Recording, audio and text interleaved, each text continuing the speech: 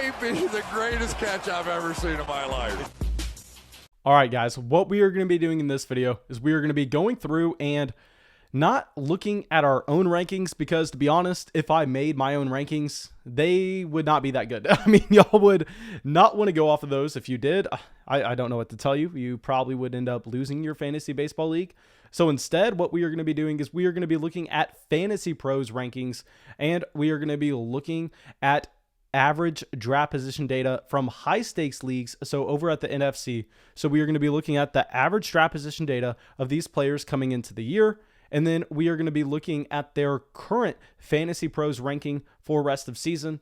And we are going to be looking at the guys that have increased a ton in value. And we are going to try to determine if we think that this is something that should have happened, if we think that maybe it's a little bit of an overreaction.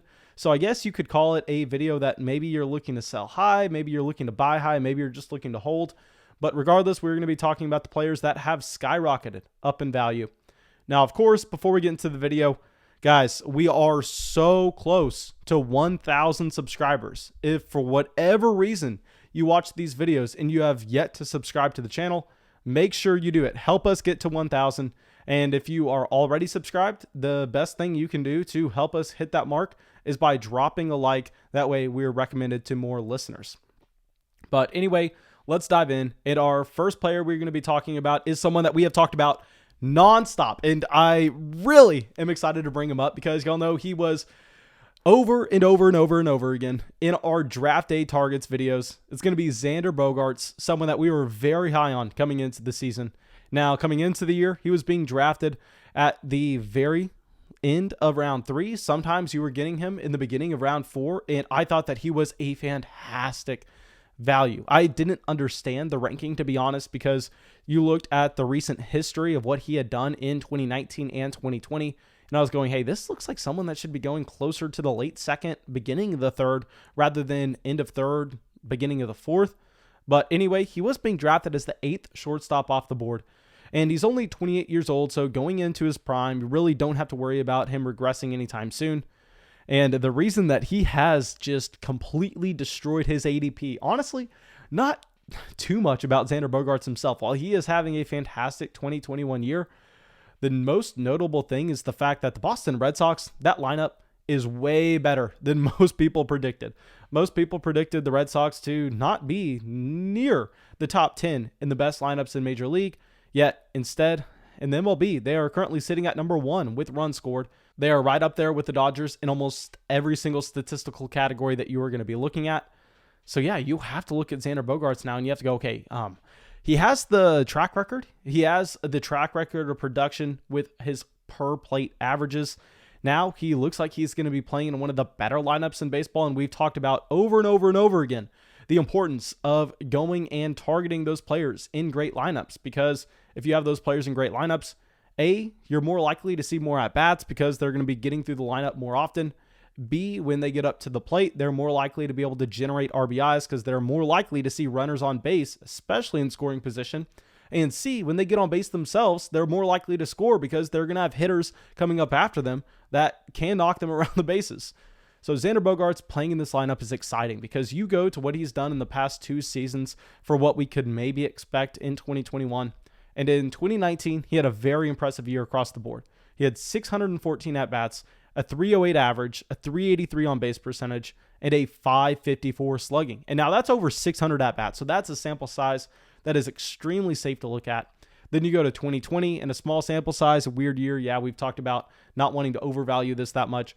But anyway, 203 at-bats, a batting average still at 300, an on-base percentage 364, and a 502 slugging. So 2020, just continuing to check that box. Now in 2021, in this fantastic lineup, you love to see it. 65 at-bats, a 385 average, a 429 on-base percentage, a 585 slugging. So while we loved Xander Bogert as a player that had a very high floor, I don't want to sit here and act like we were this smart to realize what kind of production he was going to be seeing in 2021 just because we weren't predicting the Red Sox to be this good. But we knew Xander Bogert was good, and if the Red Sox lineup is going to continue anything close to this for the rest of the season, Xander Bogert looks like, I don't want to call him a league winner just because he's not going to be racking up stolen bases as much as other shortstops. but still, he's someone that was definitely a value in fantasy baseball drafts for where you drafted him. All right, so now let's get to our next guy that was a little bit further down the board in ADP, also playing in a lineup that is much better than expected. This is going to be Nick Castellanos, who is playing for the Reds, 29 years old, so right there in his prime, this time an outfielder. So yeah, I mean, the trend here continues. Someone that you had to be a little bit high on coming into the year just because you were looking at this as a player that was very good in 2019. And that's the season we want to be going off of. We want to be looking at 2019 when you're trying to build and you're trying to grade those 2021 projections. Because in 2019, he had over 600 at-bats. He had a batting average at 289, an on-base percentage 337, a 525 slugging. Now, the problem is no stolen bases. Obviously, you don't want to see that. And in 2020, he sees a small dip. His batting average goes under 300. His on-base percentage actually goes under 300 as well. And his slugging falls under 500, but the sample size is smaller. We know it's a weird year.